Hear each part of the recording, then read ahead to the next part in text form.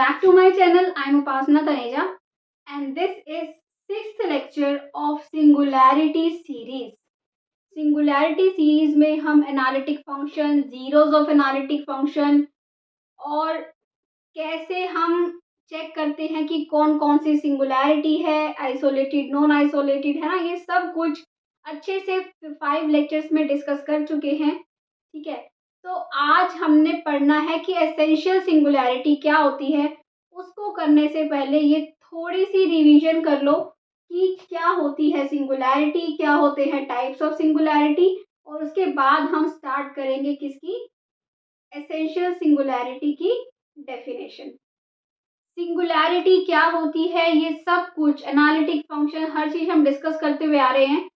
तो आज के लेक्चर में हमने सिंगुलैरिटी का टाइप पढ़ना है कि पोल सिंगुलैरिटी क्या होती है या फिर पोल क्या होता है सिंगुलैरिटी के केसेस में. तो उससे पहले 2 मिनट में मैं आपका फटाफट से एक रिवीजन कराऊंगी ताकि आपको थोड़ा सा याद आ जाए. उसके बाद हम स्टार्ट करेंगे कि पोल की डेफिनेशन क्या है, पोल क्या है, कैसे पोल कैलकुलेट करते हैं, कैसे पोल का ऑर्डर कैलकुलेट करते हैं, है ना, और हम ये सब चीजें एग्जाम्पल्स के साथ करेंगे. ओके, सो देखो सबसे पहले की सिंगुलैरिटी क्या होती है. आपके पास एक फंक्शन है एफ जेड और वो पूरे डोमेन में एनालिटिक है एक्सेप्ट कुछ पॉइंट्स को छोड़ के वो पूरे डोमेन में एनालिटिक है. मतलब कि एनालिटिक क्या होता है कि उस पॉइंट के नेबरहुड में वो डिफरेंशिएबल नहीं है ना. ये याद है ना एनालिटिक की डेफिनेशन. तो अगर ऐसे कुछ पॉइंट मिल रहे हैं जहां पे फंक्शन एनालिटिक नहीं हो रहा, उन पॉइंट्स को हम बोलते हैं सिंगुलर पॉइंट्स. ठीक है, अब सिंगुलर पॉइंट्स जो होते हैं वो आइसोलेटेड भी हो सकते हैं, नॉन आइसोलेटेड भी. आइसोलेट मतलब अकेले, नॉन आइसोलेटेड मतलब उनके पास और भी सिंगुलैरिटी हो सकती हैं. जैसे कि अगर कोई एक सिंगुलर पॉइंट है और अगर उसके नेबरहुड में और कोई सिंगुलर पॉइंट नहीं है तो वो अकेला है, और अगर उसके नेबरहुड में कोई और सिंगुलर पॉइंट है उसके अलावा तो वो अकेला नहीं है ना. ये सब चीजें डिटेल में विद एग्जांपल्स हम पहले के 4 लेक्चर्स में डिस्कस कर चुके हैं. तो आइसोलेटेड सिंगुलैरिटी, अब उसके बाद हमने पढ़ा कि सिंगुलैरिटी क्या हो सकती है कि आइसोलेटेड भी हो सकती है और नॉन आइसोलेटेड भी हो सकती है. आइसोलेटेड के टाइप हैं कौन कौन से, रिमूवेबल और पोल और है एसेंशियल सिंगुलैरिटी. ठीक है, so this is definition of essential singularity.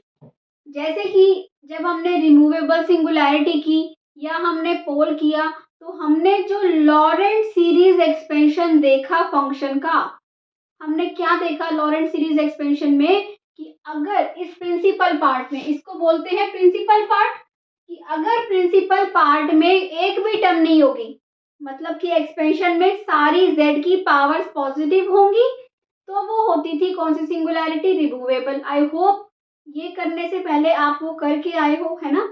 उसके बाद हमने देखा कि अगर इस प्रिंसिपल पार्ट में फाइनाइट नंबर ऑफ टर्म्स होंगी, है ना, m पावर है, तो वो हम उसको बोलते थे कौन सी सिंगुलैरिटी, वो होती थी कौन सी, पोल सिंगुलैरिटी. पोल होता था वो, है ना. और पोल निकालने के लिए हम बेसिकली कैसे चेक करते थे, दूसरे मेथड से मेन चेक करते थे, वो भी हम इसमें करेंगे. और थर्ड हमने देख रहे हैं एसेंशियल सिंगुलैरिटी कि अगर इस प्रिंसिपल पार्ट में इनफाइनाइट नंबर ऑफ टर्म्स हो तो उस सिंगुलैरिटी को हम बोलते हैं एसेंशियल सिंगुलैरिटी. ठीक है, कैसे, अब देखो ये है आपका सपोज करो कि देखो ये डेफिनेशन लिखी हुई है कि B N equal is not equal to 0 for infinitely many values of N.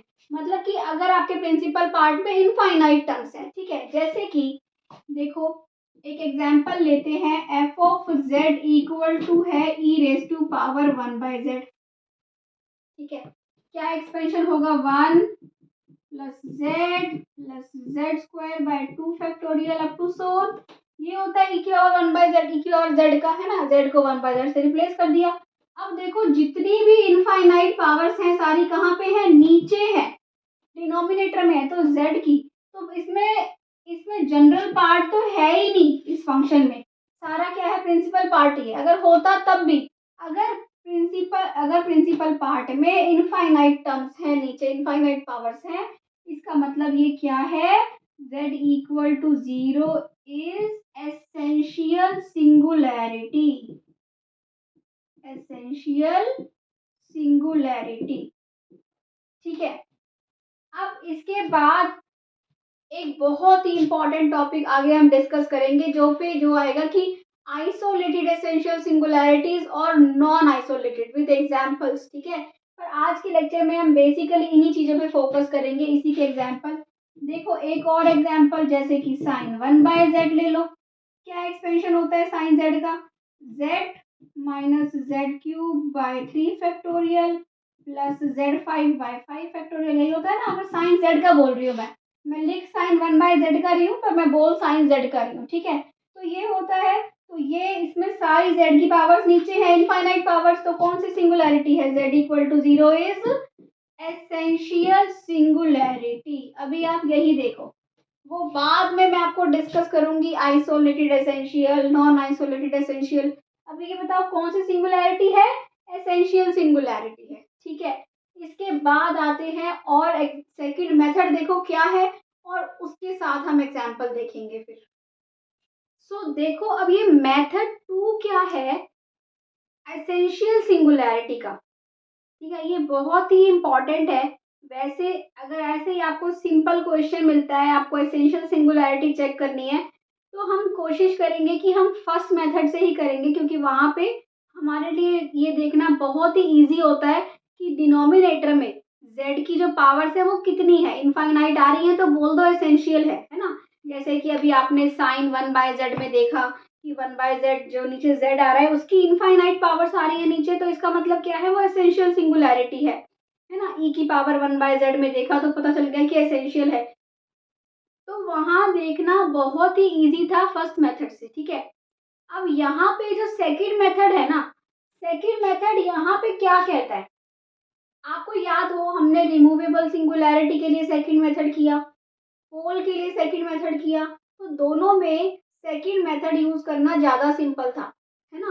कि वहां पे क्या था, वो कहता था कि limit z tending to f z exist करती है और फाइनाइट है तो रिमूवेबल सिंगुलैरिटी होगी, और एग्जिस्ट करती है पर इनफाइनाइट है तो पोल होगा। अब ये तो कह रहा है कि डज नॉट एग्जिस्ट। अब डज नॉट एग्जिस्ट का मतलब क्या है, क्या इनफाइनाइट, इनफाइनाइट का मतलब तो एग्जिस्ट होता है। तो डज नॉट एग्जिस्ट का मतलब आप पहले रियल याद करो, रियल में आपका क्या होता था कि लिमिट एग्जिस्ट नहीं करती, इसका मतलब क्या होता था कि आप टू वेज से आते थे ना, अगर टू वेज से आते थे तो आप बोलते थे कि आप लेते थे कि 0+h, अगर आप 0 पे निकाल देते थे 0+h 0-h, तो दोनों पे लिमिट की वैल्यू अलग आती थी।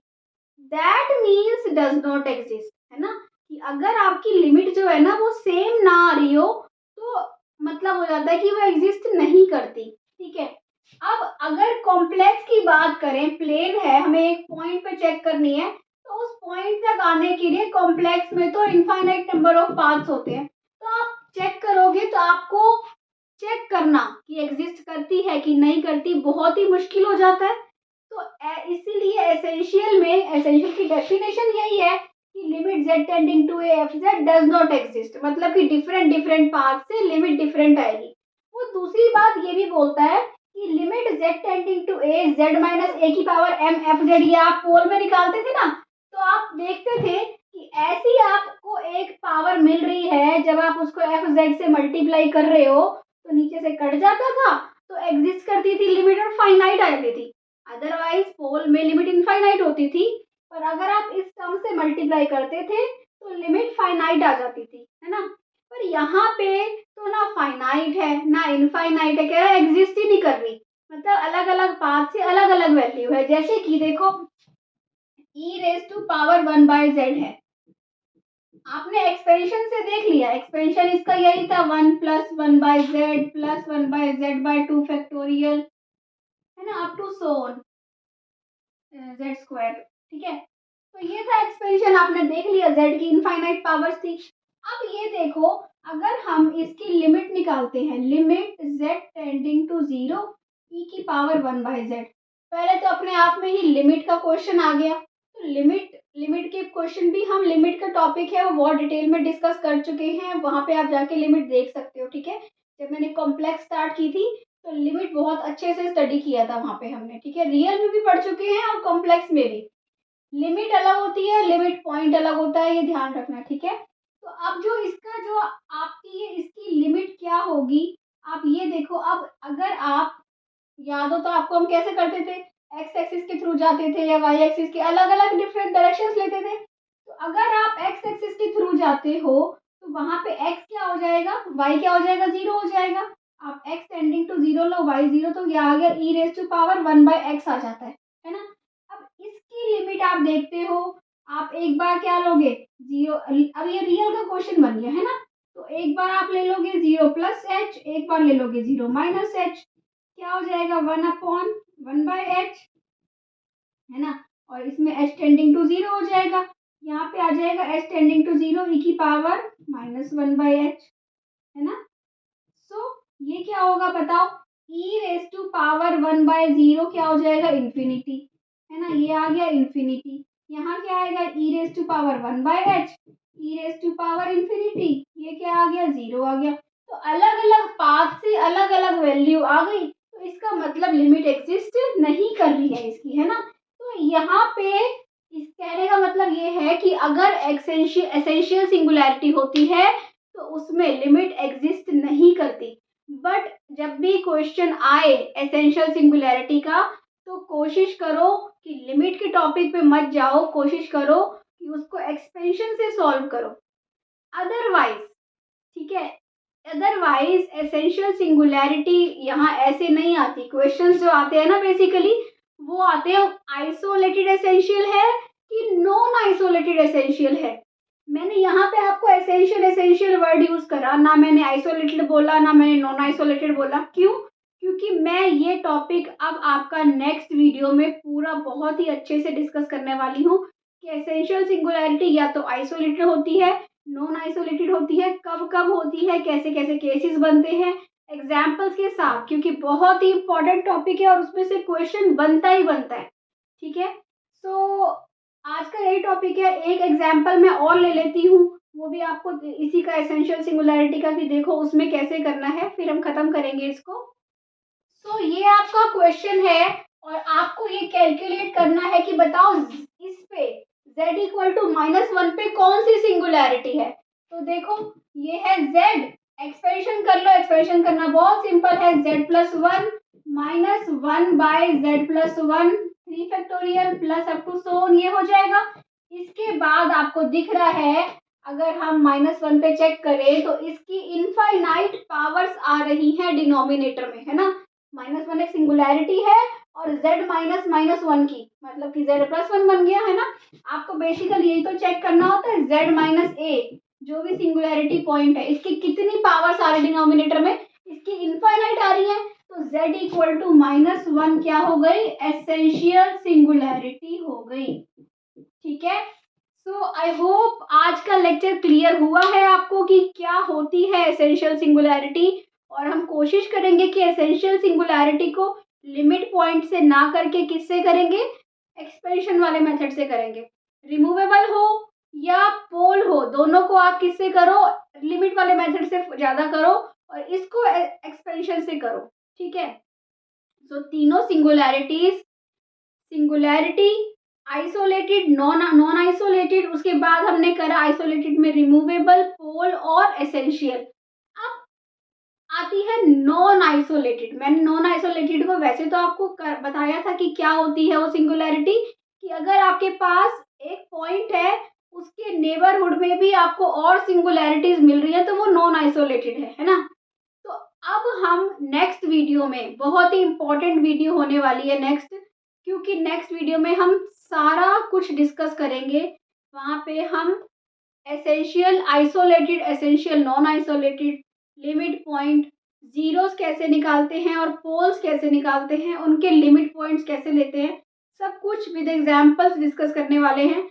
तो keep watching next lecture as well. अगर आज का लेक्चर अच्छा लगा है तो सब्सक्राइब करना मत भूलो, लाइक करो, कमेंट सेक्शन में बताओ thank you for watching, bye bye.